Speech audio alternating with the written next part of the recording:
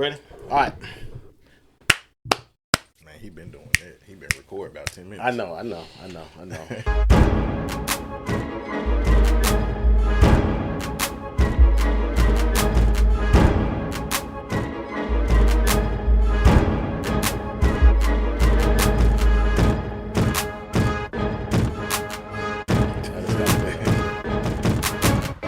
Welcome y'all to another episode of the Presidential Executive. This your homie, JB the Exec, my homie, brethren over here, Rag. Yes, sir. What it do, my guy? You got it? You all good? Oh, yeah. They won. All is good. Hey, right now, stop right now what you're doing. Go ahead and like this video. We're on all podcast platforms, y'all. There's Apple Podcasts, Google Podcasts, Spotify, iHeartRadio, Amazon Music, and Stitcher. So, go ahead, do us a solid. Go ahead and like it. Don't cost you anything.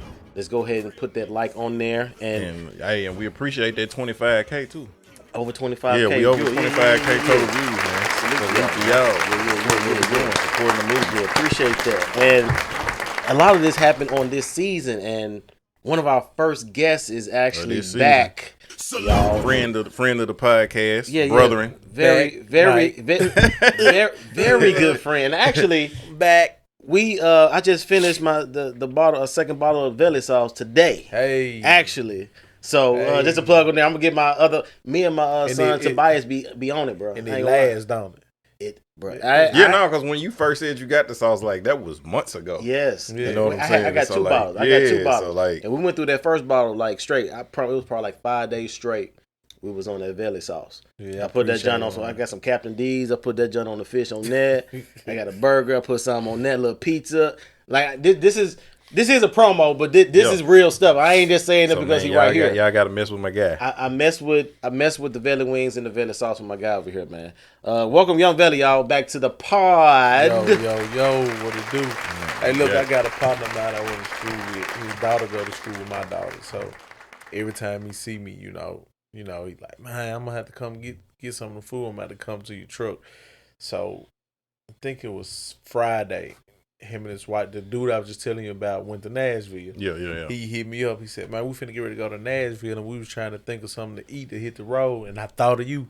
I told you I was gonna get better. I'm gonna come. So they order. I asked them what they want to order, and just like most people do when they first try something, they want to be safe. Mm-hmm. So he like, man, give me a 20-piece lemon pepper, and then give me some tenders. I said, you don't want them sauce? No, just give them to me seasoned. Mm-hmm. So I made the order, and I said, man, I put some sauce in there. I just put it on the side. I said, I know you're trying to be safe. Yep. I said, but I got to give you the magic potion. So about 30, 40 minutes later, they on the road. He called me back. Nigga. Yep. Oh my God. I'll be back. So he pulled up today. Hey man, I'm gonna need a 30-piece with your special sauce. With that you gotta get the sauce on it. It ain't right if you don't have the sauce on it. And I'm picky, dog. And I will say, like, I had them Veli fries and stuff like that. They hitting, y'all. They hitting. So man, now that's what I was mad about. When the last time I came, like I did get my wings, but I was like, man, when I saw the fries, like I had saw the video, I was like, yeah, I need that. Yeah, cause I will miss some fries. Right? No, you didn't have no. You was out of them, but I was like, man. But no, I still tore the wings up though. Yeah, but them Veli fries. Yeah, man, I appreciate these good brothers, man. Yeah. That's why I had to come back. Last time I enjoyed it. We talked and we talked. The conversation is always it's a vibe. It was definitely lovely. Also, I'm gonna go ahead and plug the first episode we had with him in the beginning of this season. So go ahead and watch that if you want to get into depth of him. We went into all his music past, how he grew up, history. Yep. You know what I'm saying? Working with 3-6 Mafia, being Project Pat, and all this stuff. So go check out the episode because we probably not get into all that. Yep. So if you want to go back and watch, the previous episode we had with him a few months back. So my guy here is he got an album coming out, right? Album coming out and a single. Yeah, I don't got a date for the album yet, but I know it's gonna be this summer. I'm pretty much finished with it. Okay. In the mixing and mastering phase of it. Yeah. But I got a single dropping June 24th. Okay. I'm choosing you. I'm choosing you. Yeah. So it was a record I did for my wife. Initially, I didn't think it. I didn't write it or do it for it to be a single. Yeah. And you know how you had your guys come through the studio. I had a couple of people coming, laying their verses for the album and stuff like that. Yeah. And so, you know, when you go to the studio, you want to hear like, man, what you working on? Yeah. So everybody, man, what else you working on? So I'm playing a couple of records, and that was just the one that kept sticking out. Like folks like, bro, that's a record. And I'm like, huh? You know, this is just my dedication to my wife. You know what I'm saying? Like, I always wanted to do a record for her, but the way I make music is I have to feel it. You know what I'm saying? Like, it got to be authentic. So, like, I can't just get a beat. I can get a beat and just write and rap something, but for me, it ain't gonna be. It ain't gonna be right. Your realest joint has to be something that you can identify with. This particular track that I got and that I co-produced, as well. Hey, no shame, we promote. Yeah, this particular track, it just it was like, man, yeah, this gonna be that joint for her. You know what I'm saying? And like I said, when people start coming to the studio hearing it, they was like, bro, that's a single, bro. Like, that joint a hit. You know, and then when I got to listening to it after that, you know, I'm like, okay, let me take this home and really ride with it and listen. Right. I'm like, yeah, this a record. Like, yeah. So, but you didn't initially you didn't think of it like that when you first heard it, like when you were doing it or something like that. You didn't think it was like... Nah, it just was my love song to my wife. You know what I'm saying? Just my I love you, I appreciate you record. You know what I'm saying? It's gonna be part of the album. And it happened like this sometime though. You know what I'm saying? Like Certified was kind of done like we were working other records, and then I'm like, man, I just got this idea, man. I'm certified, man. You know, because everybody want to say, man, yeah, I'm certified. I'm stemming. And so I called Joe Blow up, and I'm like, bro, I got this hook, and then I kind of got a melody for the beat, and it just happened like that. So it's just how it was with this project, man. It's different and it's special because this project that I'm doing, the whole project is like the production that I've been looking for my whole life. And y'all know I've been doing music forever. Yeah. But this is like the sound that no other producer could give me. And then I end up having a guy one day reach out to me on Instagram, and I get it a lot. He like, bro, I checked out some of your music on Spotify. I think I got some tracks that you might like. And I'm like, all right, bro. Okay, send it. I go on about my business. You know what I'm saying? He hit me back. You check out them tracks. But what was crazy, all the production he sent me had no drums. It was just all melody, horns, strings, flutes, pianos, guitars, you know, but it was tracked out like a track, but they didn't have. He was like, man, you can do what you want to do with it. So I heard the first track and I cried, like honestly, because it made me think about my grandfather who passed when I was 6. That was the first track he sent me. And that night I wrote a record about him off of it. And I'm gonna tell you a crazy thing about it is I did the record, I cried like a baby, so the next morning I got up and went to my mom's and I'm like, man, I want you to hear something. I wrote this about granddaddy. And as I'm rapping into it, she crying. And I'm like, man, this is what I've been looking for. So I started reaching out to producers to put the drums behind it. Producers I had been work with, and everybody just was giving me the runaround. So, bro, I went and bought a program and put on my Mac, and I did all my beats myself. And I've never done beats in my life. Like, that's how much the music moved me, where I was like determined, like, you know what? I know how I want this to sound. Right. I know how, you know what I'm saying? Like, I can't play drunk, but what I did, I bought beat packs. Like, you know, where they got the beats just separated into files, you know, like you go a kick, this is snare, and all that. And I bought the program and I just placed the drums, you know, where it took me a long time to do it. But I played, this would assemble the hi-hat come in it right there. And it took me about a week to really get it figured out. That was what I was about to ask you. Like, I know that can be time. Yeah, because I was doing it every night though, because I was so determined. Yeah, so it took me about a week, because I was up 3-4 in the morning, like till I just got burnt out, and then I get right back up the next day and like, I got to figure this out because I'm like, I ain't asking no nigga to do nothing for me. No more. You know what I'm saying? Niggas is slow. You know, or part of it is they just don't believe in what you doing now. You know what I'm saying? Because you ain't on the radio or because you ain't on TV. So it's like, I get back. So I'm like, let me go. You know what I'm saying? And then I end up letting a couple of guys like my dude Mario or Big Yo Burt's. I want to shout them out before I forget. Okay. A cousin of mine, he did like some drum rolls for me, so he part of it. Did anybody else help me do anything on it? I think they were the only two. Everything else I did as far as the drums and the kicks and the snares and stuff. So you writing and production and doing all that stuff because that's what. Now what about this? I went to go pick up some wings. It was about a couple months ago when you had this song. And I told you about this homegirl I knew. Did you ever get somebody that? There was the record that I just told you I cried when I wrote. Yeah. That was the joint. I ended. Yep. You got somebody? Yeah. This chick named Renee. Okay. Which is my homeboy's sister. Okay. She kind of got that brandy feel. It was exactly what I looked. She blowed up. Soulful. Yeah. And she was in town. Yeah. Okay. So we was able to go in the studio and do it and be hands on with it. Cause that's what I told the home. Cause she hit me up a couple times. I told her I was like, you know, that's his. She was dope. Yeah. But I just wanted somebody that I could in town. Cause I didn't want to do the. Now I don't like. Then I got to send it back. You know, get on the phone with you and try to this how. It just was easier for us to be in the studio and you know, and then I engineered the session.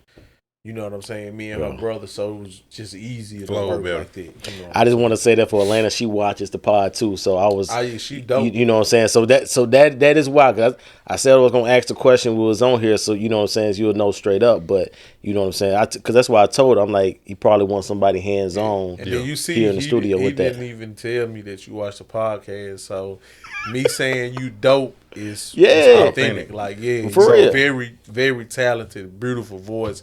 I loved your voice, but I just wanted to be it because the song's so dear to me. Like I cried like a baby. Like for every time I played the record, when I played it back with, it just like it just did something to me. And the second verse is about my daughter. You know, and you remember did I even had a hook at the time? You did, because that was.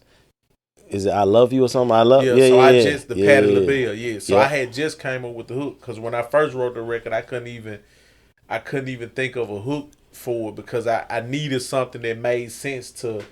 Okay, the first verse about somebody that's passed, but the second verse is about my daughter who's alive. You know, and I had a female actually write a hook for me, but the hook that she wrote was cool, but it was talking about somebody that like died. Like I would, you know, I hate that you gone. And I'm like, but then how they gonna make sense when I go in the second verse and I'm talking about my daughter? So me and my wife was riding one day and we was just listening to the beat and I just started hearing, I love you, I need you, I love you, I do. You know what I'm saying? I'm like, that's the hook. That's it right there. You know what I'm saying? Yeah. So man, I want to, because we were talking about this off camera. You know what I'm saying? And so your first single coming out, you know, is the dedication to, you know, your wife, your old lady. You know what I'm saying? Your significant other. And like, you know, I was just sharing with you how dope I thought, you know, how you move, you know, what your relationship is. But you were sharing with me how you knew that she was a keeper. And you talk, so like you didn't get to hear this story, but like you know what I'm saying. He was sharing, and I want you to, you know, chime in too, where because y'all two of the married. You talking about the car? You talking about where you parked it? Yeah. I went to a party at back at the old Plush Club, and you remember the Plush Club? Yeah, you remember the back of the Plush Club? It had like the little brick gate on the back where you could park in and go to the back. This is where they used to take the entertainers. Yeah. Okay, well this night I parked in the back. When I got there, it wasn't nobody there. I can't remember what was going on there. But me and the owner, Chris, was real cool. So what year was this? Probably early, like 2000s, right? 2007. Okay. Something like that. It was a long time ago. Okay. So me and my wife might have been dating for maybe like a year or two at the time because we started dating in 05. So I drive her car down there. I don't even know why I drove her car in the first place, but she had told me before I left, she was like, well, Kiki, I think her sister had to be at work at the time and she had to take her. So I was like, well, I'll be right back. I'm just finna go down here and holler at Chris or whatever. And I parked in the spot and people started parking behind me. So they had like on the side of the gates like a little opening about this big. Right. And I'm like, man, this girl gotta go to work. I gotta get her. I told her, oh, rearview mirror off this girl brand new car. Snap. So I'm like, oh my God, this girl gonna kill me. She finna leave me. And when I pulled up, I'm like, I gotta show you something. You know, I'm nervous. I'm like, Lord have mercy. She was like, I got insurance. All right. We went back in the house like nothing happened. I got insurance. And I'm like, wow. Yeah, that's a moment. How you knew. Yeah, that's a moment. So you said new car. So how did you know though? How did you know that was it? That you had for me, it was a little bit more simple because before I met my wife, I was my wife 8 years younger than me, FYI. So I dated a woman that was 5 years younger, a lady that was 10 years older, and some women that are my age, right? So it was like it didn't take long for them to give me the full court press, basically. You know what I'm saying? So what we doing? How are we gonna do this? When we, you know what I'm saying? When are we going to settle down or do something, you know what I'm saying, to that degree, whether that was a year or whatever later. And so with my wife, Rachel, it was, at the time, it was a breath of fresh air because it was like, it was no rush. It was just, you know what I'm saying, letting things happen organically. That was, can I say I think it was probably the first relationship that I was completely honest up front. You know what I'm saying? Because when I first started dating her, I also was dating a couple other women at the same time too, but I let her know that. But you know what I'm saying? That I was, I had this other person, I got my boxes and stuff like that. And so it was just real from the jump. And so it was never any full court press or anything like that. And so once I was probably like a year and a half into it, I would say, and, everything was moving well and, getting to know each other and stuff like that. And, you know what I mean? And I, she didn't care how long it took for me to get there, but she was like, she expressed that she was there as long as, I wanted her to be. So that was me, you know what I mean? And it took me maybe 2.5 years before I proposed. And so, but every other relationship I was in before that, it was always kind of more of a pressure, kind of the full court press, kind of like, what are we doing? What are we going? And I didn't work good under those circumstances. So I'm gonna tell you, with my wife, honestly, I got a unique situation with my wife. I've known my wife my whole life. Like whole life, like since Head Start. We went to Head Start together, and I have this like incredible memory. Like of my childhood. Like my grandfather died when I was 6.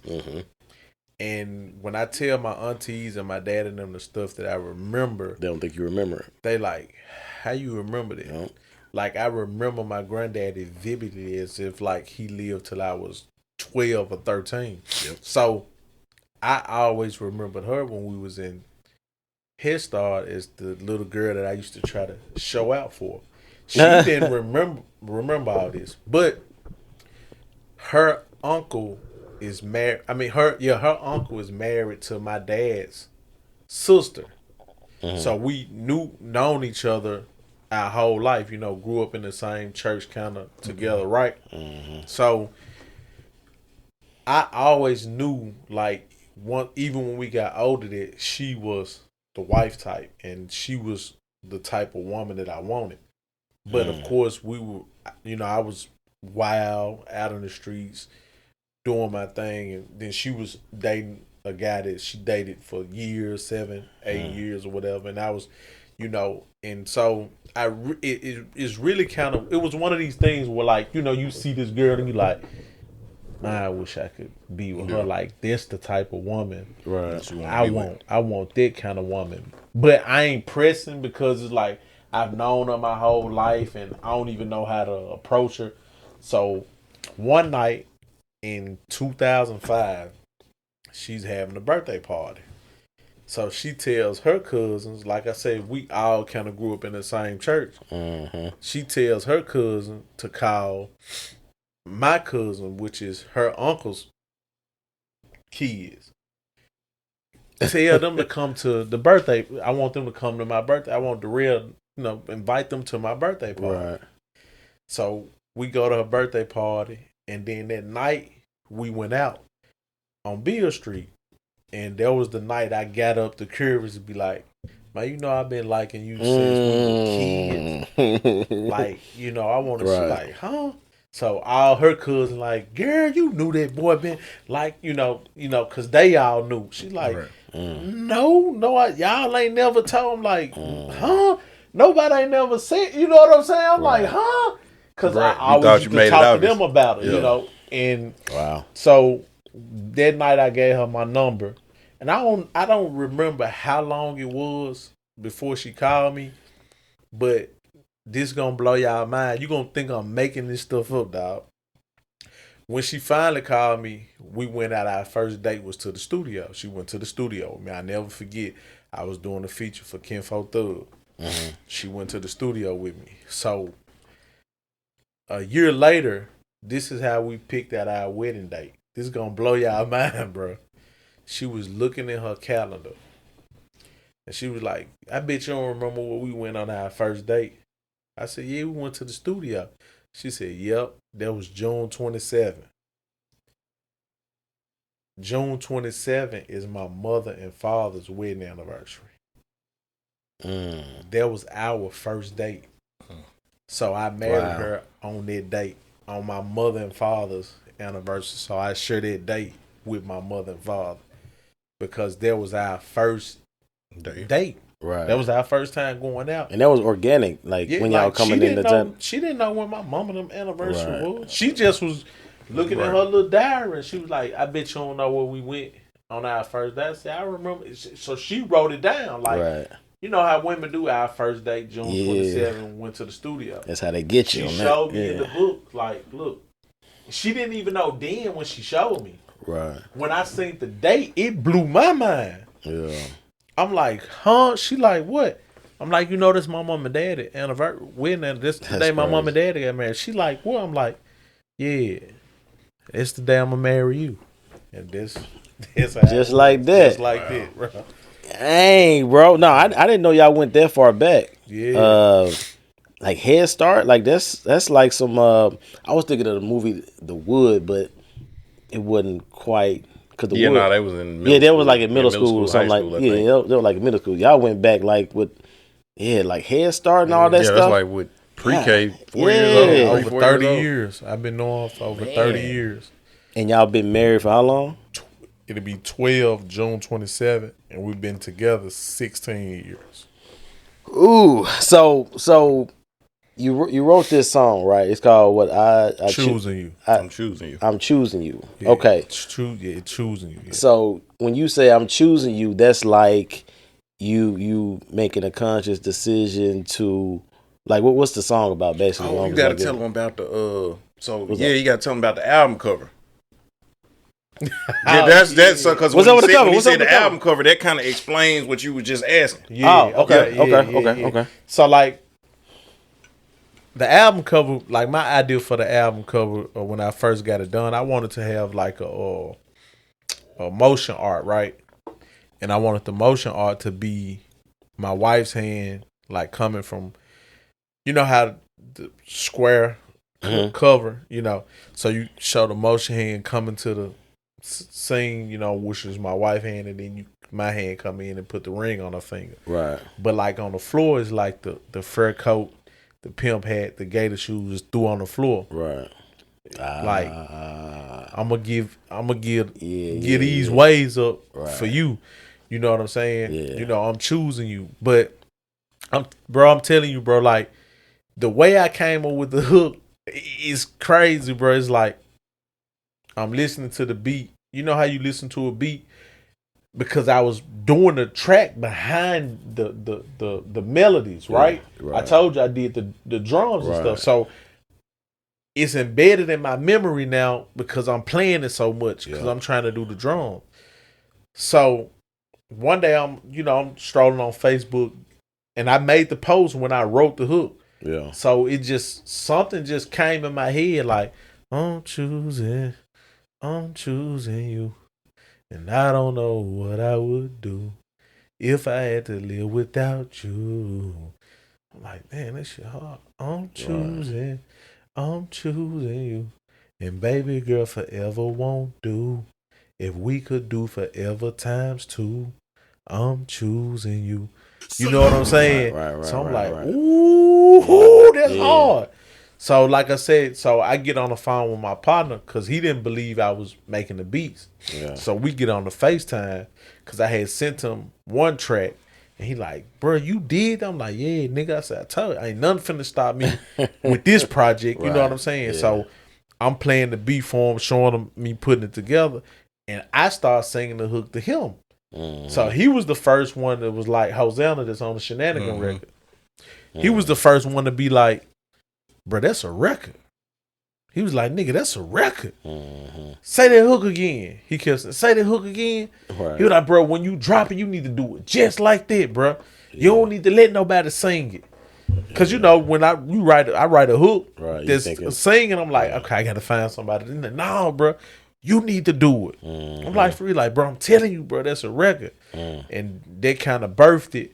And still, like, I kind of really wasn't sold on it. Like, I'm gonna go. So when I went to the studio, how I work is I get all my records together because I don't like to waste time in the studio. Even though I got my own spot, I ain't on no studio time.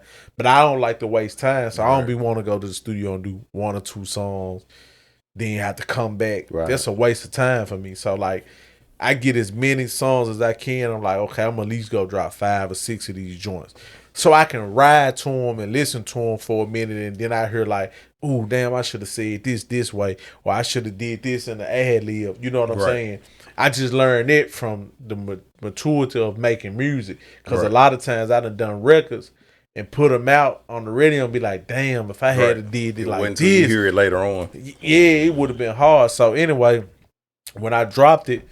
And, you know, like I said, people start coming in, you know, laying hooks and choruses and stuff for me in they verses, and I'm playing a record.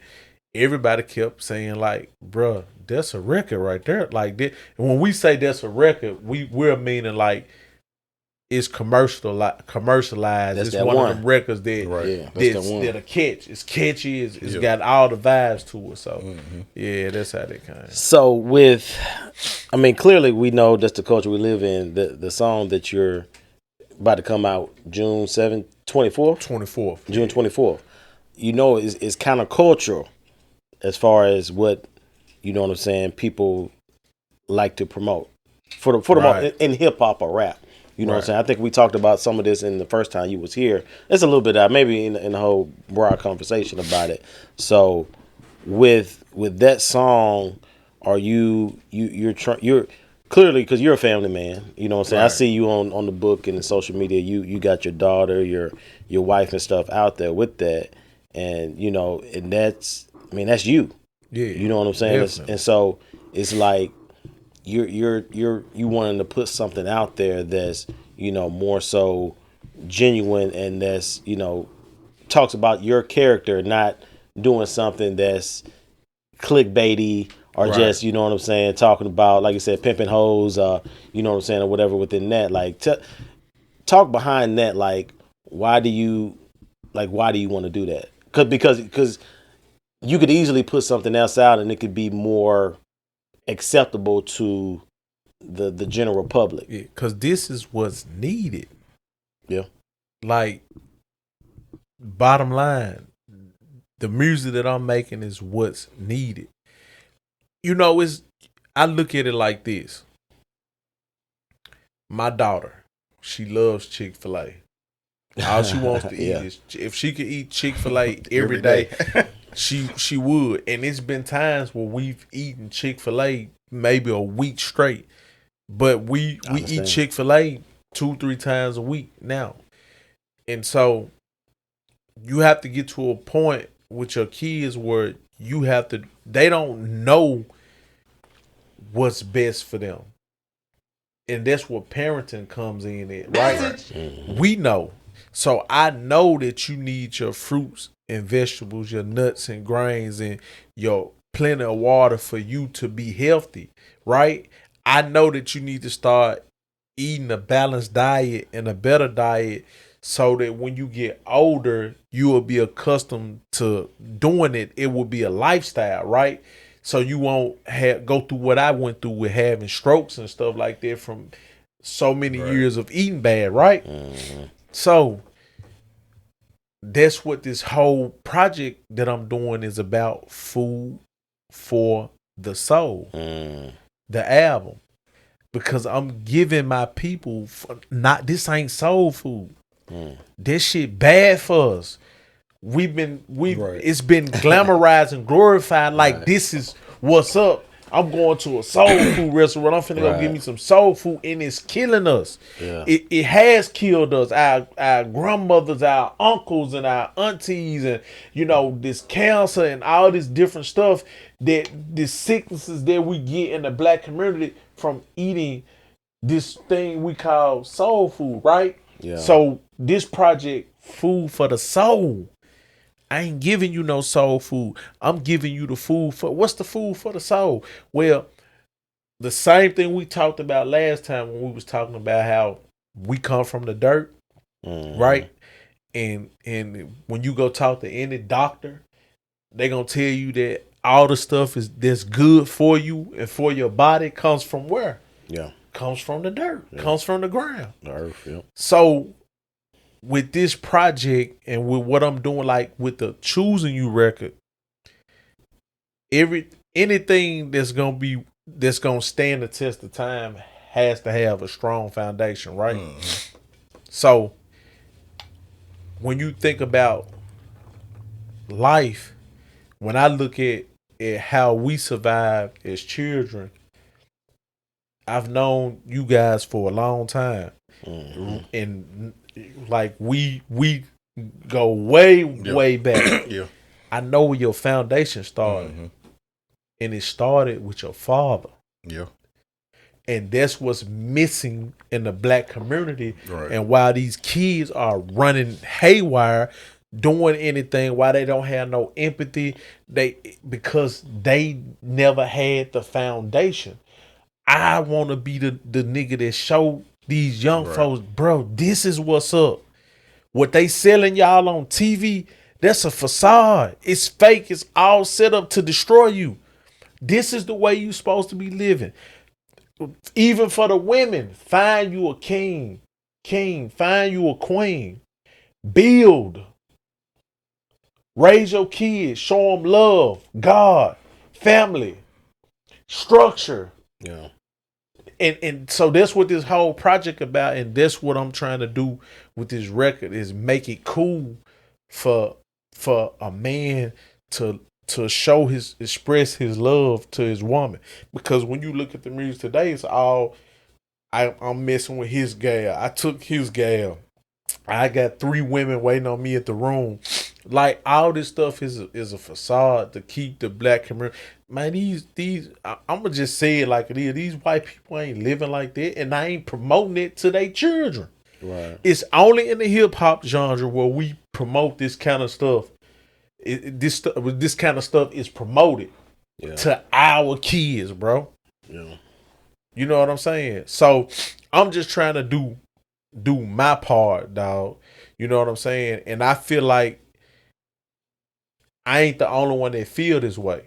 So I feel like it's millions of people just like me that's like, bro, I want to hear something that I could actually sing to my wife. Mm-hmm. You know, not no, got your legs up on the table and you know what I'm saying? Like, I want something that I can actually be like bring sing this to my wife and really like can look in my wife's eyes and be like, man, forever won't do. Yeah. If we could do forever times 2, I'm choosing you. And mean it. You know what I'm saying? So that's what I'm doing is for. I'm really, when I be saying I'm doing what I'm doing for the culture. I'm really doing it for the culture. You know what I'm saying? I'm really doing it for us. Cause ain't nobody giving you none of these rappers ain't giving these people what I'm giving them, bro. And see, and this is what I'm talking about. Like obviously with Veli, and even we got our resident MC over here with Rag. Like you know what I'm saying? Yeah. he do be loafing sometimes, but he has the same mindset as far as music goes and rapping. So for anybody listen, I'm gonna help do what I can to do what we can on the platform that we have to help push some of this stuff, because this is what's needed, and this is what I hear or I see other people say that they want or they don't like, because everything is a domino effect, you know what I'm saying? And it can start in the home, it can start with music, you know what I'm saying? So you need some of what you're saying, you know what I'm saying, that you're gonna have in your single, in your album, to really, you know what I'm saying, give people what they say they want. But just with anything, as we've been seeing, like it's gonna take Johnny and Mike and Rob to get on it, and so then they'll be like, oh well, you heard that new Veli, or you heard that Stringer, you know what I'm saying? But see, what has to happen, bro, is like we gotta make it, like we really gotta make it a thing, like, and what I mean by that, like because like you said, like we live in a world now where everybody is followers. Yeah. And so, like, what I was just talking to Rag about, like with the black community, we'll take Yo Gotti and a Dolph situation, right? Yep. So you get Yo Gotti, he make a diss record about Dolph, or Dolph make a diss record about Yo Gotti. What do we do in the black community? We egg it on. We instigate it. We pick sides. Yeah, but we instigate it. Yeah. No, regardless of what side you pick, we instigate it. Yeah. Because when Gotti drop his diss, I can use myself. If I go diss a rapper, it's gonna be instigated. Ooh, you heard what Veli said about? He talked about that man. He this and this and this and this and this. So, what do you think the other rapper gonna do? I gotta respond. I got the whole social media riding my back, laughing at me, making memes, talking about how this man talked about me and this and that. So then when he responds, what I'm gonna do? Now I gotta respond again. So every time things escalate. Go back and forth. Right? So it's weird to me that then when somebody end up dead on the other end of it, the same group of people who instigated crying and saying we need change in the black community. The t-shirts and all that right. stuff. So the point I'm getting at is this, dog. We got to step up and start calling this shit out from the. Am I able to curse? Yeah, no, you good. No, yeah, you good. Okay. You good. We got to start calling this stuff out like off top. And what I mean by that is, bro, don't tag me in this shit, bro. Right. I don't want to hear shit about no another black man tying down on another black man, bro. You know how the nigga tag you, man, you listen to this, bro. You hear what you called it, bro? I don't want to hear this shit, bro. Right. We got to make it not cool. Yeah. Yeah. We got to start making it not, bro. That's not it, dog. Now, how do we do that?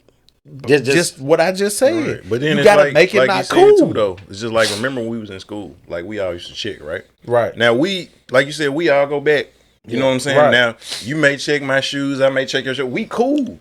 Right. But soon as somebody says to him, I know you ain't gonna let that nigga do that. So now it ain't just a check back. Now he's defensive. Right. Whereas before we're just joking. So like to his point about the diss record, we may diss each other and it's just like, oh man, that nigga got me. But soon as you, nigga, but see, he said this. So now when we see each other, it perpetuates that thing of now it went from just something I'm saying to now I'm on my defense. And you got to understand the energy. Yeah. I ain't trying to cut you out, but the energy that's being projected. See, everything is energy, bro. So even if it start out, even if Tupac started out dissing Biggie for them to sell records or whatever, the energy of it morphed into something else because the energy was negative.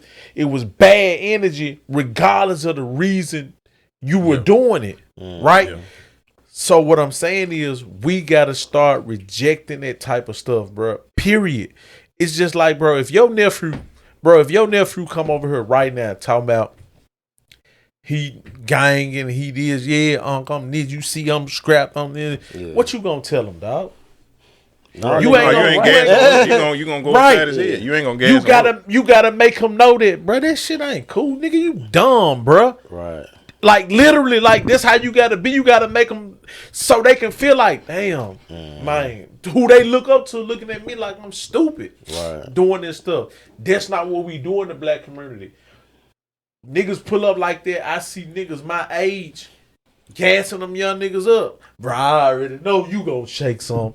You gonna spank some, young nigga. You a bull, young nigga. You see what I'm saying? Right. So now them young niggas think this cool. The OG just told he know I'ma spank some. So when anything jump off, it could be the smallest thing. Guess what that young nigga gonna do? He gonna be ready to spank some. Yeah. Cause I gotta hold it up with the OG. Right. He didn't put the battery instead in your back. Of the OG saying. So next time I had that conversation, I can tell him, hey, remember, Unc, when you say I was shaking, I did X, Y, and Z. You know what I'm saying? Instead of telling them when you put, bro, you riding around with pistols, bro, you bro, you dumb as hell, nigga. Bro, man, don't come around me with this shit, bro. You want to be around, bro, you can't come around me like that, my nigga. Yeah. Make a nigga pick a side. Yeah. You want to hang around me? You want to come to the studio with Veli? You want to kick it with me? Yeah, I'm finna go meet up with Project Pat. Yeah, I'm finna go holler at 8 by MJG. But you can't come around me being on it, dog. Right. Period. You gotta make these niggas pick a side, bro. Yeah. If you gonna do that, man, do that shit over there. We don't want this shit in our community, in our neighborhood, nigga. Yeah. Nigga riding up the street, shooting guns in the air, and niggas like cheering this shit on like it's cool. Yeah. But when death hit they front door, you talking about pray for me, pray for what? Right. What y'all keep asking God for, dog? Tell me, what do we keep begging God to come save us from? I want to know. When we in control of this ourselves, prayer without what? Works. Yeah. Is what? It's dead. Come on, wasting time. Yeah. So what are we doing? Why are we keeping, every time I look on Facebook, the same motherfuckers that post all this negative shit, listen to all this negative music, all this old negative shit, be the main ones on here talking about, man, we gotta pray for the city. You complaining, but you won't change the way you think. You won't change the stuff that you let your kids digest and go into their ear, into their soul. Yeah. You won't stop them from doing it, but then you keep trying to blame everything on God. Man, what was God at when such and such died? Man, come on, dog. Like y'all tripping, nigga. Like, is we really that mentally messed up? Right. Bro, we can't grasp and understand, like, dog, really, all we gotta do is change. And it start with us at the top. So all we gotta do is start showing your mind, listen, son, you can't come on my house with that stupid shit. Right. You got mamas, bro, that's accepting anything they kids do, dog. Man, that's my baby. I don't care what nobody's. It's crazy. No, I'm gonna put this story in real quick. I just saw it. This was going around Facebook the other day. I don't know if you saw it. Maybe I shared it, but it was something happened. It was a couple years ago. Somebody robbed the Dollar General store, right? And the person from the Dollar General that owned it, that was under the cash register, had a gun at the time. So it ended up shooting the dude that pointed the gun and robbed him. And so after they had the news people come up, and they had the dude's brother and his sister come up, and his sister was just making excuses for the dude, just basically like, yeah, you know what I'm saying, he was wrong for coming in there pointing a gun trying to rob him, but that dude had no right to have a gun, come to bring a gun to work. Basically, it was like he had no right to have a gun at work, and then how you shoot somebody when you at work? Like, you know what I'm saying, you should call the cops. You know what I'm saying? So basically, you got a gun on you. Yeah, so it's like you basically making excuses for your brother coming up and robbing the Dollar General. Instead of you being like, man, my brother got what the fuck he deserved. You know what I'm saying? And so she made excuse. My brother fucked up. After excuse, and would never. She blamed it on no accountability. Yeah, no accountability. Blamed it on the dude. But that's what he was. But that was exactly. Like you saying that. But that's what he was saying. Like, we need cats like us to teach the accountability, because the climate. You know, we was talking about systemic stuff, but basically now we live in a world where there's no accountability. Everybody's a victim. It's always somebody else's fault. It's always what happened to you when you were 3. It's always this girl didn't give me her number when I was in high school, and so now I'm depressed. It's always I lost my job. It's always the neighborhood I grew up in. It's never like what he said, me taking responsibility and accountability for myself and deciding for myself I'm going to do certain things. And then even as we're all parents, me deciding, man, fuck what's going on in the world. Right. This is what I'm teaching my kids. This is how I'm raising my kids. Have any of y'all been out lately? Been where? Have any of y'all been out, like, if it's like just to a bar or a club? Have any of y'all been out lately like that? Mm-hmm. Yeah. And y'all see people our age in them places, right? Yeah. Mm-hmm. Right around. Yeah. When them dumbass records come on, y'all see them same people that's our age doing what? Right. Yeah. Right? Yeah. Feel where I'm going with this. Yeah. Yeah. So, what you think the DJ gonna do if when a nigga start playing that kind of shit, everybody walk out the club on that shit? Yeah. I don't want to hear that shit, nigga. Yeah. Nigga talking about killing and all that, bro. I want to. You got to find something else to play. Right. All this shit start with us. Right. It all start with us, dog. Yeah. We the ones in power to make the change. Guess what? Stop listening to the radio. We saying we really won't change. Guess what's gonna happen if you stop listening to the radio?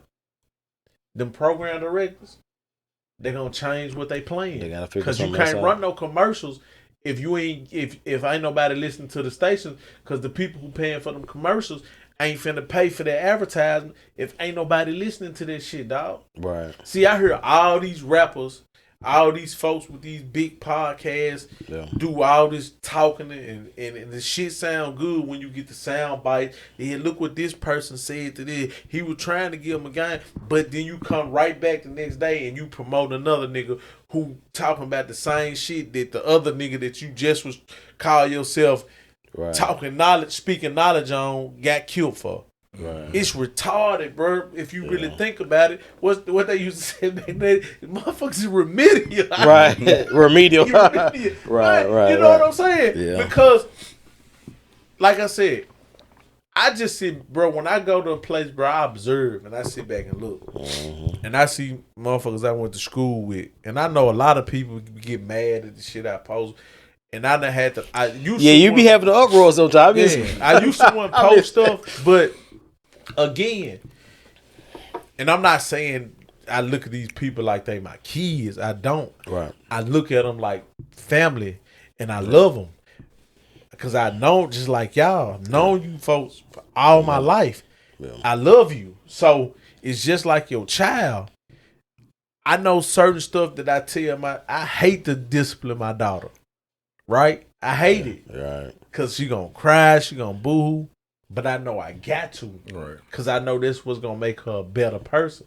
So I had to get to the point where, like, I know what I'm saying on this shit is what need to be said and need to be heard. But I know it's going to make some people not come buy some food from me.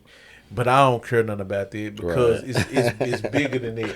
It's bigger than making $1 for me. Yeah. Like, I really want to get back to a place where our kids can play outside and ride their bikes through the neighborhood, even if it's not for me, for my daughter's children. You know what I'm saying? For our children, where they can go. I used to walk to and fro from the boys club 5-6 miles from Treadwell all the way over to Hollywood. You know what I'm saying? 4-5 miles. You know, go swimming at Gasman Pool, ride our bikes over there. We didn't worry about none of that. Now I can't even let my nieces and my daughter go outside without me sitting out front with them. Cause niggas coming from the Raleigh Community Center shooting in the air and shit, dog.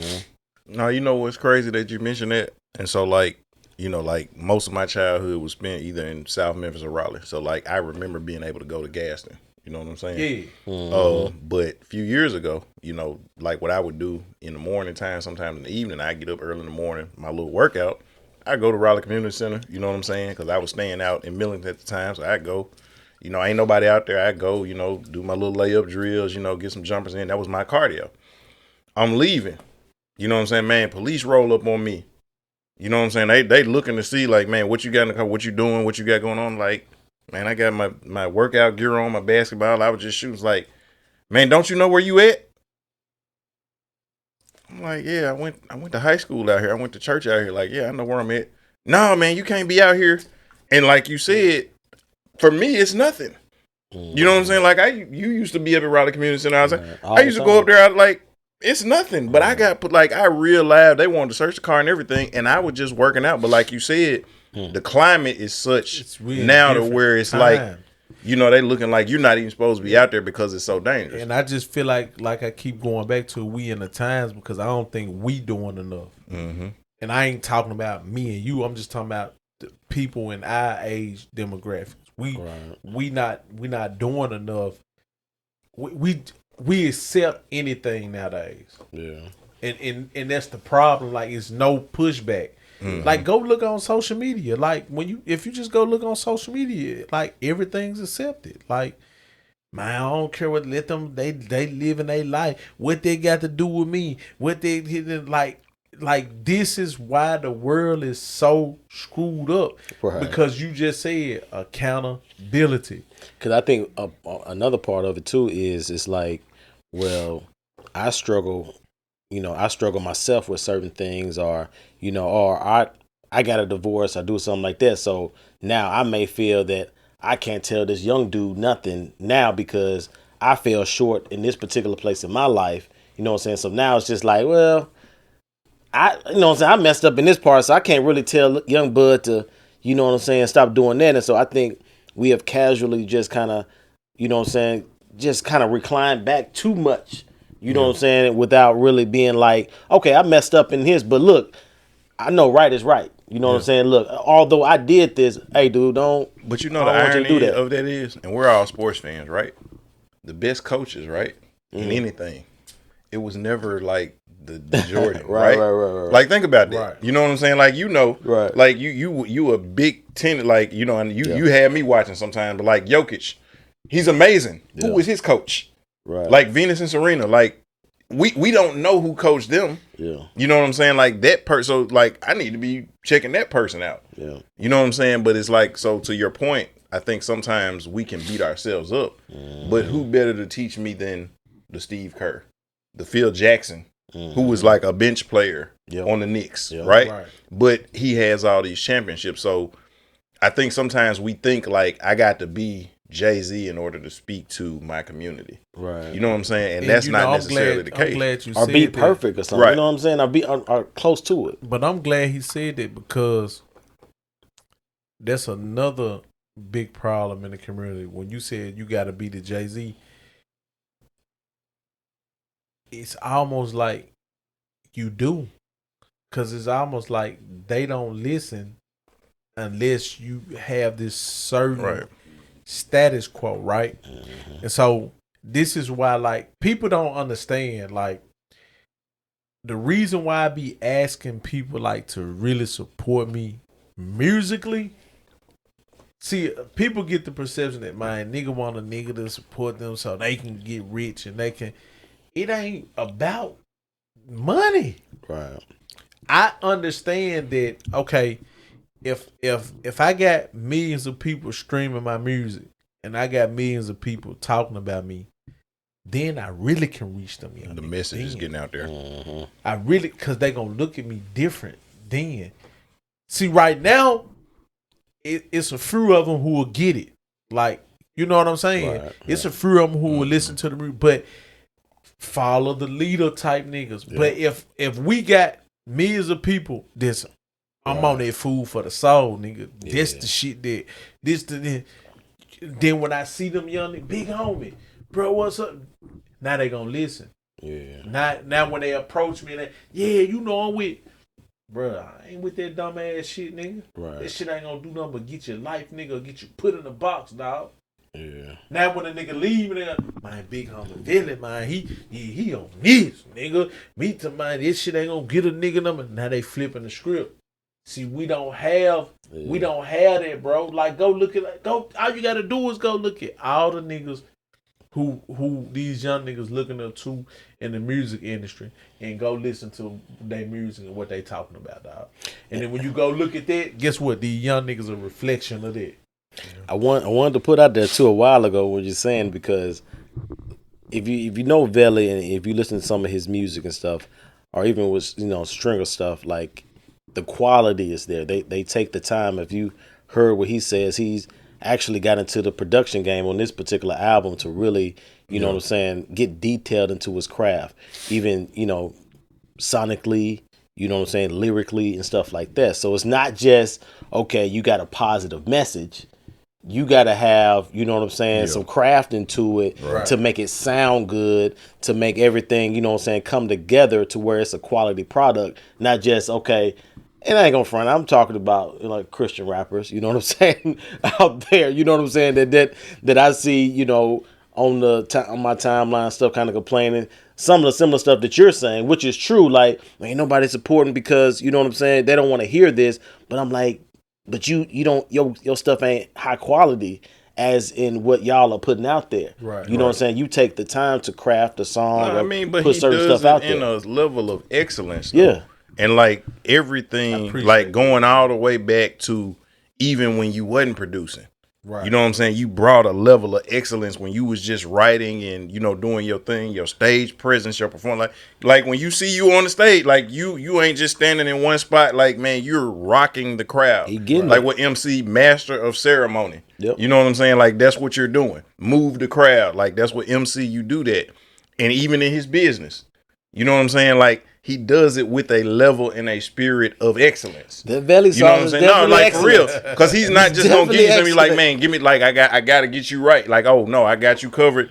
I gotta get you right. Like a spirit of excellence. And so, to your point, a lot of people complaining, but if you're not bringing that level of excellence, then you can't get mad because you get what you pay for. Yep. But you were saying something, and it struck out to me, man. It's only in our community. Yeah. It's only in our community that we praise the bullshit. It's targeted and it's you know designed what I'm saying? to be that way. Go back and look at it, bro. Like, yes, I love Tupac as a rapper, right? But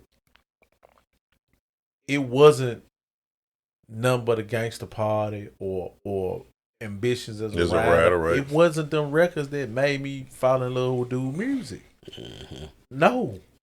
It was Brothers Got a Baby and Keep Your Head Up and Dear Mama. What You Want to Do for Love.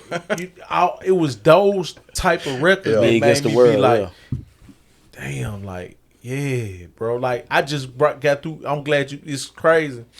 Me and my daughter, she, like, musically, she gonna be so up on the music, bro. Like she put me up on stuff now. You know, like the new stuff that's dope. Mm-hmm. Like, Daddy, you heard this song called Sheets by I forgot the guy Surfaces or whatever, like some white boys, cold. Mm-hmm. So she put me up on stuff now, right? But I was listening to Me Against the World. And she was like, Dad, that's Tupac. And I'm like, yeah. And I said, let me break it down to you. And when he was saying the stuff in the song, even the genius asks questions, and those that possess steal from the ones without possessions. Be grateful for blessings. And I was breaking it down to her, and she like, ooh, I'm like, you get what he's saying? You hear it, and I'm taking her back, and I'm see, this is why he said this, and like the part when he said hard-headed bastard. Maybe you're listening in this cast aftermath. You know what I'm saying? Like, because I'm like, you see, baby, this was going on. Like, you know how my nephew, he just went to jail, right? So, man, thank you, God. So he pull up on me, right? He pull up on me one day, and he riding all crazy, right? All dirty, right? Right. Mm-hmm. And so I look at him, I said, what you doing? My uncle said, bro, this shit stupid. Mm-hmm. Nephew, this shit stupid, bro. You ride like this and then you drive out there, stupid. Yeah. Hold man, I got to. All right, okay, cool. Yep. 2 days later, Mama called me. They done got him. Huh? They done got him. What did he get caught with? This. Same shit he pulled up on me with. Now the feds talking about picking it up. Hard-headed bastard. Maybe you'll listen in this casket, the aftermath. I just tried to tell you 2 days ago. Right. 2 days later, you jammed up for the same because you ain't listening. And I'm breaking it down to my daughter. So you know how, Germany, how this what he talking about. When somebody trying to tell you something out of love and give you some direction and you don't listen, maybe when he said, what he mean when he said when you lay it on your back and you can't do nothing but listen because you can't get up. Maybe you'll get it then. Yeah. But it's too late. Yeah. And this is what I'm trying to do with the black community. Like, I'm trying to get people I'm trying to help, but I need y'all to help me. Like, anybody that know me, from anybody that I work with, I've always shared my information. I've always shared my plugs. Yeah. I always tried to help. Why wouldn't you want to push a nigga like me to the top? Right. I'm gonna really the same stuff old boy doing. What's his name? With the arm. Oh, Grove Hero. Grove, okay. The comedian. Yeah. Okay. But you got a food truck too, right? Right. But Okay, the food truck, the comedy, yeah. Dolph put them on. Yeah. But we need 300 niggas like that. Yeah. Mm-hmm. Yep. Cause guess what they do, bro? If I get put on, now this podcast put on. Right. Oh, and I appreciate you because when you was on here last time, everything, man, every time we posted a clip, you was sharing. Yeah, but I'm just saying how this is how you build and this is how you make change. Just like Dolph put him on and what he doing in the community and how he giving back and how he helping people. That's just one nigga. Okay, so imagine now me. Right. Now I got y'all podcast on and y'all bigger than $1 million worth of game. So now you coming back and you got niggas that you know that you helping put on. You got niggas that you know. I got niggas, and now we showing them how to put they other niggas on, and it keeps going and going. But we so scared to push one another up because we don't want to see. I don't want you to be out there. Or not like that. We feel like if I push you up, you're gonna forget about me and leave me. Yeah. But man, a lot of times, bro, niggas just don't want you to have more than them. Yeah. Hold up, man. You said your nephew now. Hold up. Your sister got a kid that old? Nah, I got an older. Okay, I was finna say, I was like, wait. I was like, dang, we getting old, nigga. When I was young, we had a neighbor, a lady named Maxine. I got you. And God rest her soul. People always ask me how I remember that. The stuff she did for me when I was a kid. This lady used to take me to the park, right? Mm-hmm. And they used to have these contests. Michael Jackson, I was a crazy Michael Jackson. Right. Couldn't dance a lick, can't sing a lick, right? I could hold a note, but really can't sing. But I used to dance out with these other kids, and she would never let me lose, right? And she ended up stroking out, and she lived basically bedridden to probably I was about maybe 18 or 20, right? Mm-hmm. But when she died, my mama just took her daughter, like, this is my daughter. So that's my sister. Right. And so I always raised her kids like my nephew and nieces. Mm-hmm. You know what I'm saying? So they like to me, they my nephew and nieces, for real. You know what I'm saying? And I'm their uncle, you know. Right. And so my nephew got off in the streets or whatever. And, like I said, I respect him as a grown man, but at the same time, I'm your uncle. So when he come and do something that I know ain't right and appropriate, I tell him just like that, bro, that shit stupid. You riding like this shit dumb, bro. Like, what are you doing? Because I don't never want you to think it's cool. So now he ain't even called me since I went down there to some of his court dates, but he ain't called me. He ain't gonna call me because he know right. Man, dude tried to tell me, you know what I'm saying? Yeah, I do the same for my. I didn't mean to cut you off, but go ahead. I do the same thing for my nephews. You know what I'm saying? It's like, but I know I'm not the majority of voice that they hear in their ear.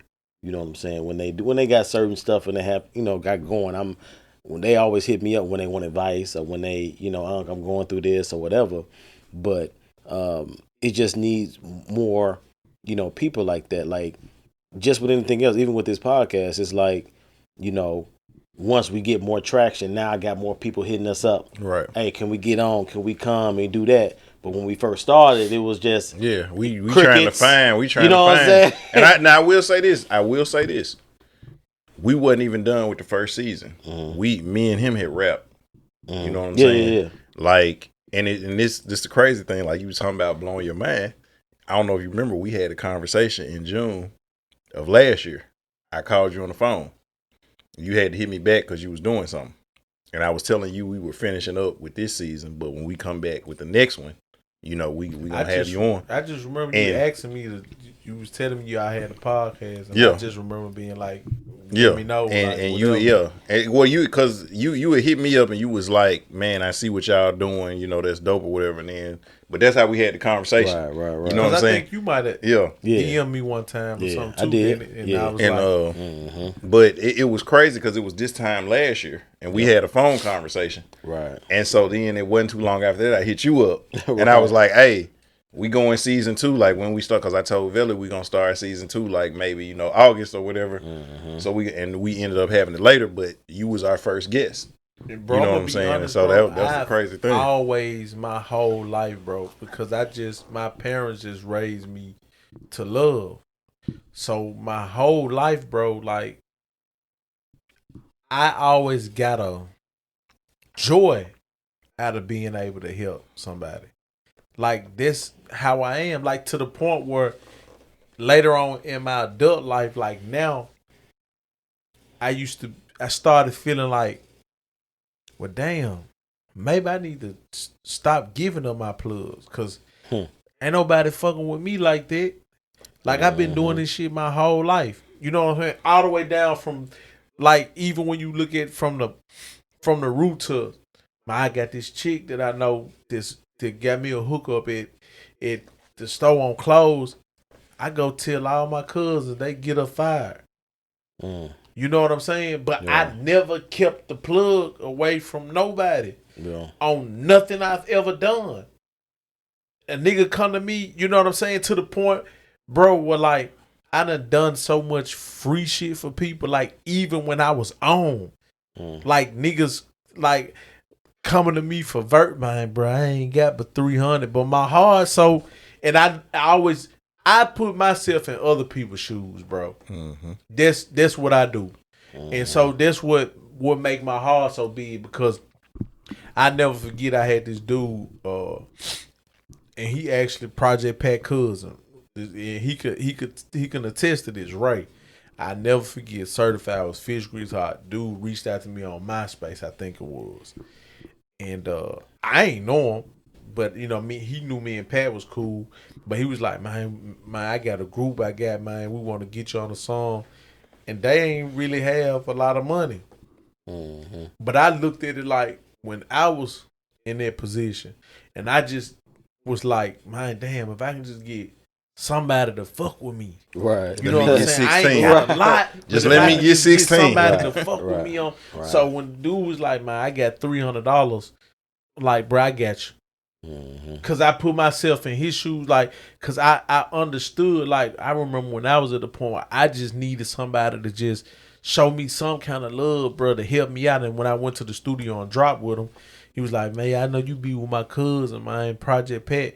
I thought the nigga was lying, you know what I'm saying? But yeah, that was Pat Cook. But I've done it my whole life with music and with whatever else, you know what I'm saying? So now I'm just asking the community, like, get behind me one time on this project and watch where I can take us. Cause my mind right, my heart right, my love for people right, and my relationship with God is right. You know what I'm saying? So like the dynamic of what I can do just being in a position is endless. You know what I'm saying? Even just like with what I got going with the food. Like, you know how many fucking food trucks that I can put out here and I'm saying and put people on? Like, okay, man, this your food truck right here. Man, you got the East. You got Collierville. You know what I'm saying? You got West Memphis. Everybody eating. You know what I'm saying? Yeah. Everybody making money. You know what I'm saying? Y'all got the podcast. Now, I can get more into the other side of music as far as shit. We got a label because we got everything in place now. Right. I got this nigga over here doing beats. I got the studio. I'm writing. They got the podcast this big, so they gonna be able to promote. This is how we gotta start thinking, bro. We gotta work together and start putting it all together. Like, okay, we got this element. You shoot the videos. You doing this. I got the studio. I'm doing the writing. I got the connections right here in California and New York and all that. So it ain't nothing to break artists. One hand wash the other, both wash the face. Yep. Like, this is what I'm trying to build so we can start doing this type of stuff. And so now the money in our community is circulating. But first, we got to get control and we got to weed out the ignorance, because all it's gonna do is destroy it. Because you're gonna have niggas running up in the shit trying to rob us and you know what I'm saying, trying to catch us out and kill us for what we got to get them niggas out the way. And the way you do that is the ones who still can be saved, who running with these, with these individuals. We got to start making them know that, man, this was up, bro. Like, you see how we rocking? You see how I'm with my daughter? See how I'm with my wife? You see how we out of town and we doing this? This was rocking. You know what I'm saying? And so this is what I'm doing with this single I'm dropping. I'm choosing you. Like, this is 24th. Black love, man. Yeah. Like, this is what the black community, the young people need to see. Black love. A black man who stayed down, taking care of his family, taking care of his queen. This is what our black brothers need to see. I'm protecting mine. Protect the women. Like, this is what I'm on, bro. You know what I'm saying? And then we'll come back and we'll get into the rest of it. You know what I'm saying? The whole project. Food for the soul. Incredible. You know what I'm saying? Like, and I ain't even to my own horn. Like, this the best piece of work I'd have done ever in my life, bro. Now, with the album, before we shut it down, like, who's you got any features you want to say on the album? Who you got? I know you were talking about, I don't know if you got MJ 8 Ball on there. Yeah. I don't know if you got that feature straight. Pat, okay. I got it. Yeah, it's still just trying to add, because I'm supposed to be adding Kivo Money to a record. Okay. And I had spoke with NLE Chopper people, and they were saying he probably interested in doing it.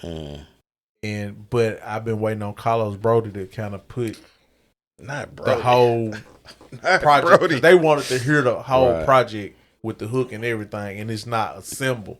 Because, everybody did their verse. Here, send me their verse. The hook got done in Dallas, and it's not all together. You know what I'm saying? I don't charge anything. Like, nigga, I would just, if you want me, I'll just talk on it. You know what I'm saying? I ain't even got to get 16. If you just want me to get on there, however you want to set it up, I will just do a skit. I will do whatever you want to do. We're going to definitely do something, though. I'm going to tell you, though, about me, bro. Like, this how I work, bro. Like, I had, my last project I had got like 4 people on there.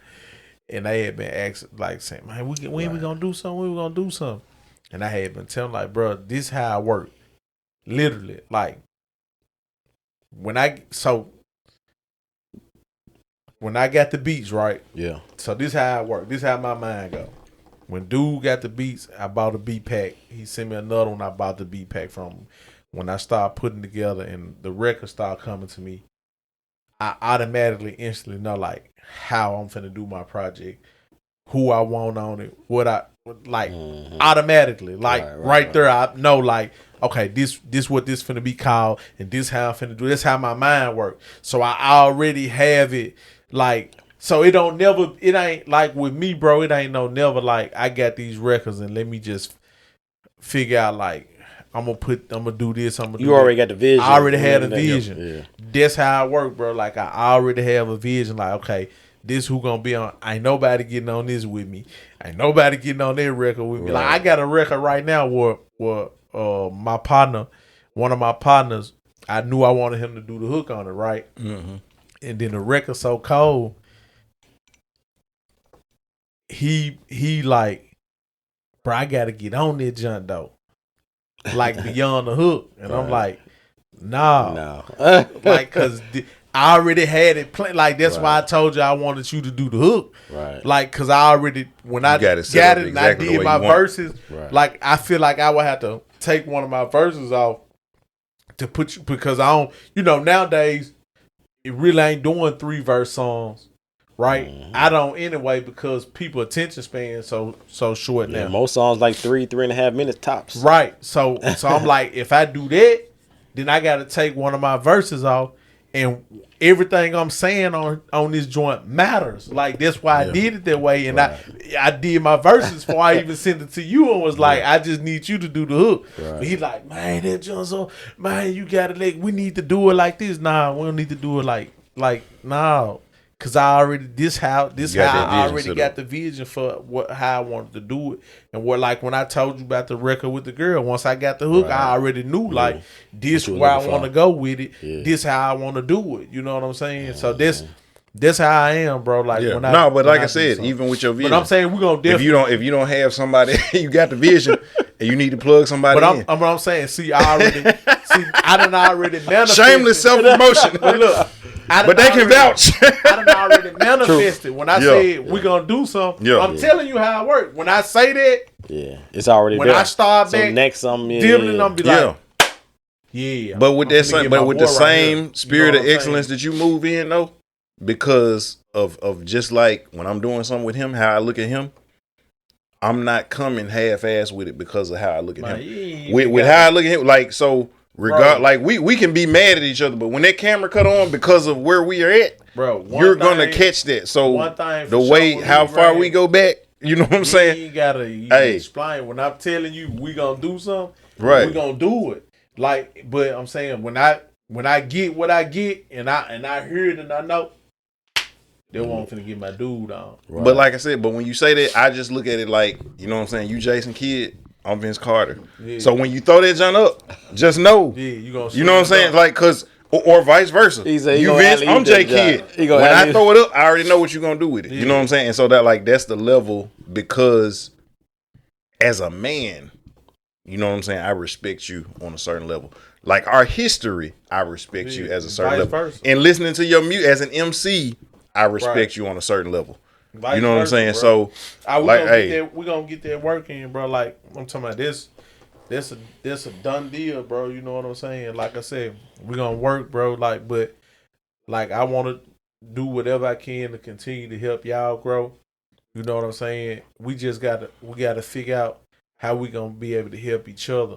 Right. Like now, you know what I'm saying? Because I know, bro. Like everybody in this room, bro, love what they doing.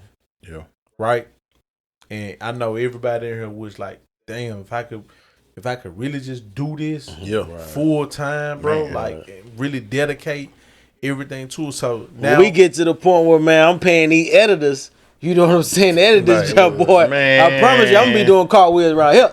You know what I'm saying? But we gotta figure out, bro. I said, if I can make what I make working, doing bro, this, it's over with. How do we take it to the next level? Because, bro, for the last 3-4 months since I started on a project like this, I don't sleep. Like, all I'm thinking about is, bro, like, how do I take it here so I can do this? Bro, I'm up every night, bro. I'm studying other people. I'm paying for classes online on how to do this, how to market, how to promote, when the best time to start marketing, and all of this shit, bro, because I'm serious about this. Because like I told my wife, I said, the food rolling, the truck rolling. And I said, then it might take a year before we, because I just started in last, maybe November, maybe. So it ain't been. Yeah. Maybe I say before you did that, you was in a restaurant. Then then I stopped for a minute, so I ain't even been on the truck, but since November. So I'm saying it might take me a year or two for it really, really, really like to the point where like, okay, I got to get some motherfuckers in here to work. Right. You know, like I can't do it no more. Right. That's cool. It might take 2 years for that. That's cool because long as I'm making money, paying the bills, and doing what I want to do, cool. But like I told my wife, with this here, you can wake up tomorrow and be like, holy fuck. Right. These folks just call me. They want to give me $100,000 to use the song for this movie. They want the NBA want to give me 50 to do this. The placement stuff. NBA 2K. You know, like got a song on these that folks joint. want to give me. They want to use it for Nike or for Mercedes. Or I'm saying you could wake up this here. Your life can be changed tomorrow. So with that being said, I'm saying like, how do we get there? So when that happen, we already got a game plan for this to happen. Now, boom, this shit to change. And we keep moving. Like, this is where the thought process got to go. We got to figure it out, bro. Like, and I'm like, we got to figure it out now. Cause what we doing, the things that we talking about is so needed. We got to dominate this shit, bro. We got to dominate the airways with this real, bro. Cause if we don't, man, we already headed for destruction as it is. We in destruction right now. Look at how bad it is. If something don't give a change now, bro, it's only gonna get worse. Imagine, listen to what we saying. This shit worse now. And it's only going to get worse if we don't do something. Right. So imagine what that's gonna look like. Yeah. That's scary, dog. Yeah. When I got a guy like mine, I was just and then I'm gonna shut up, but I was just telling him, my partner, the guy I was telling you that tasted the sauce for the first time I went to school with, he just went to Nashville. For his daughter's I think her wedding, she getting married or something. And he said he went to her apartment, nice apartments. They had 2 big pools in their place. Said, man, the Mexicans was out there, Hispanics was out there enjoying themselves, barbecuing, you know, doing their thing. Then he said about 4 o'clock, just a bunch of, you know, us start pulling up. Take over the pool, the mirrors, the DJ. So he said he like, when he saw that, he like, you know, he like Red Dad on Friday. Like, no. Get your ass in the car, son. So you want some of this, old man? Right. No. So he said, hey, you know, he tell his wife it's time to get out of here. It's time to roll. He said, hey, wake up in the morning. It's a mass killing happened right where they were just standing there. 6, 7 people dead out of nowhere. So I'm saying like it's happening like that. So imagine saying that if we don't do something, it's gonna get worse. Yeah. Like I can't even think like what could be worse than that. To me, that's the worst. To pull up somewhere in a nice neighborhood, see people out there enjoying themselves, having a swim party. You leave and 3-4 hours. I mean, 30 minutes later, you get a call from your son-in-law, and he hiding in the closet with his family saying, you hear this?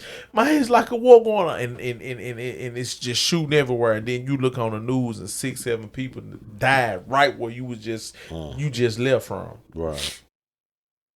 It's scary, bro, but it can change, bro. But we got to do something. We got to put that love in the air, bro. We got to put that. Do it now. I choose you. Yeah. What, June 24th? June 24th, I'm choosing you, man. Y'all support the single. We supporting Black Love. And we're going to do the Choosing You challenge. So I'm going to need all you married men to get with me on the Choosing You challenge. Snap. Okay. I'm going to need So that means JB, that means Crown Vic. That means I'm just going to be hitting the like button. You with me? You with me, I ain't there yet. You with me? How about I'm going to hit the like button? When y'all posting, I'm going to hit the like button. Like, share, repost. If he go ahead and give me a copy of that jump moving forward, as we tune out of this actual part, you'll actually be listening to some of that I Choose You. Yeah, and if you're around the area, where can they see you at, you know, with the truck and everything, if you're in the city and everything? Man, right now, I'm just posted up in Raleigh by the Raleigh Community Center right now. So, only thing I be doing when I be moving the truck is when I'm going to places like when the Mercedes-Benz, they had me come out there. Rick Ross' sister done had me. Okay. You know what I'm saying? So, stuff like that. Dig that. But y'all, until next time, continue with that executive mindset. Most definitely keep it presidential. What they said, peace, love, and soul. Arrivederci. Sir. I'm choosing you. And baby, baby girl, forever won't do. If we could do forever times 2, I'm choosing you. This that forever love, we gon' stick together, love. It's that forever us, we the only ones to trust. I guess